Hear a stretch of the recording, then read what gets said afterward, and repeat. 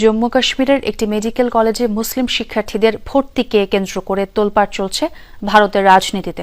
সম্প্রতি Shri Mata Vaishno Devi Institute of medical এক্সেলেন্সের ভর্তি পরীক্ষার ফল প্রকাশ হয়, যেখানে 50 আসনের সুযোগ পাওয়া শিক্ষার্থীদের মধ্যে জনের মধ্যে 42 জনই মুসলমান। এই ঘটনায় হিন্দুত্ববাদী বিভিন্ন সংগঠনের প্রতিবাদের মুখে মেডিকেল কলেজের স্বীকৃতি বাতিল করতে বাধ্য হয় কর্তৃপক্ষ। মুসলিম শিক্ষার্থী ভর্তি প্রতিবাদে বেশ কিছুদিন ধরেই বিক্ষোভ হয়ে আসছিল জম্মু কাশ্মীর সহ ভারতের বিভিন্ন স্থানে। সম্প্রতি জম্মুতে অবস্থিত Shri Mata Vaishno Devi Institute of medical এক্সেলেন্সের ভর্তি পরীক্ষার ফল প্রকাশ হয়, যেখানে দেখা যায় 50 আসনের সুযোগ পাওয়া শিক্ষার্থীদের মধ্যে 42 জনই মুসলমান। এই ঘটনার পরপরই বিক্ষোভে নামে বিশ্ব হিন্দু পরিষদ, বজরং দল, সংঘার সমিতির মতো উগ্র হিন্দুত্ববাদী দলগুলো। তাদের দাবি ওই শিক্ষার্থীদের বদলে হিন্দুদের নিতে হবে। মেডিকেল কলেজের সিংহভাগ আসন হিন্দুদের জন্য সংরক্ষণের দাবিও জানানো হয়।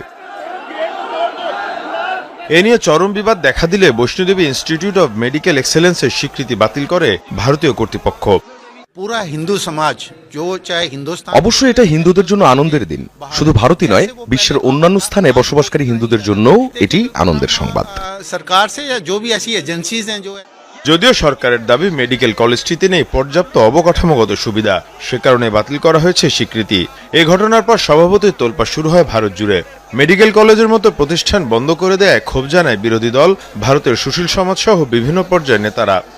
पूरे मुल्क में लोग मेडिकल कॉलेज के लिए तरसते हैं। সবাই চেষ্টা করে মেডিকেল কলেজ বানানোর জন্য, আর আমাদের এখানে তৈরি করা মেডিকেল কলেজ বন্ধ করে দেয়া হলো।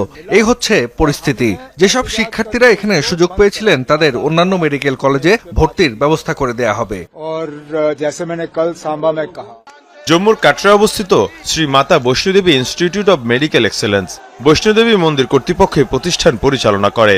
প্রধানমন্ত্রী নরেন্দ্র মোদী 2016 সালে ওই সংস্থার হাসপাতালের উদ্বোধন করেন। মীর মুশফিকা হাসান, যমুনা নিউজ।